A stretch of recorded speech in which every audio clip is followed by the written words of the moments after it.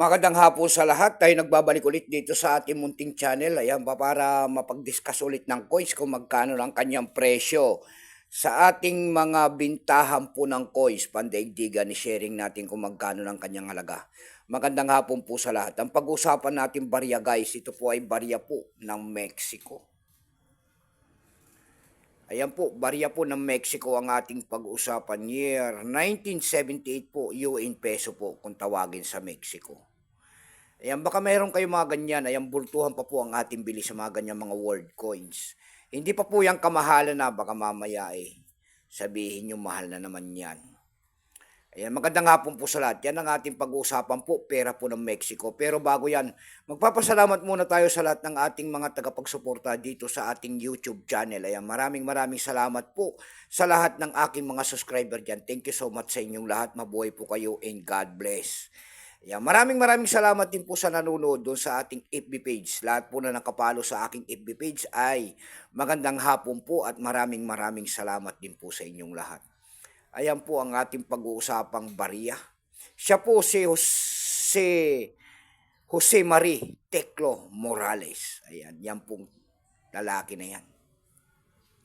Yun naman po hindi pa po nakapag-subscribe dito sa ating munting channel. Malaking bagay na kasi sa akin yan. Ayan.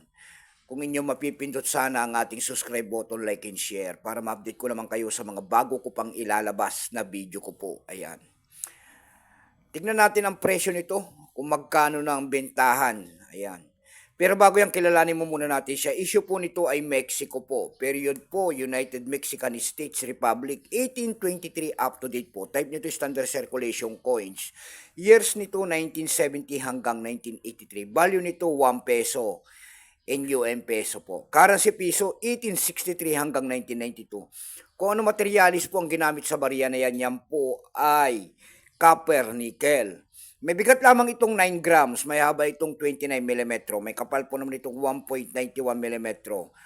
Orientation niya ay coin alignment. Itinigil naman ang paggamit sa barya na ito ng Mexico noong November 15, 1995. Number N-1105. Reference number KM-460. Ayan. Ito pong year 1978 na ito kung tawagin nila ay close 8. Ito po ay 21%. Kung ilang piraso po ang ginawa ng Mexico sa barya na hawak natin, ito po ay 208,300,000 piraso po. May price na rin po yan doon sa ating numista. Binigyan na po ng presyo ng ating mga kolektor. Yung kanyang extra pen po kung tawagin nila, binigyan nila ng 33 pesos ang presyo. Yung kanyang almost uncirculated naman ay 57 pesos. Yung kanyang uncirculated po ay 58 pesos. Dako naman tayo sa kanyang price. Ayan. Doon sa ating eb.com po, ayan, bintahan po ng coins, pandaigdigan. Baka hindi nyo po alam. Ayan, eb.com. Doon sa eb.com po, mayroon na nakita tayo nagbebenta nito ng $6 na. Nasundan po yan na bintahan, nasundan po yan ng $5.87. Yung pinakamababa po na nakita natin doon na bintahan ito ay $4.95. Dako naman tayo sa Carousel PH. Sa Carousel PH naman po, meron tayo nakita nagbebenta nito ng 100 pesos. Nasundan po yan ng 85 pesos. Yung pinakamababa po na bintahan na ay 80 pesos na. Ayan lamang po ang aking may babaging kanyang presyo. Keep safe po sa lahat and God bless.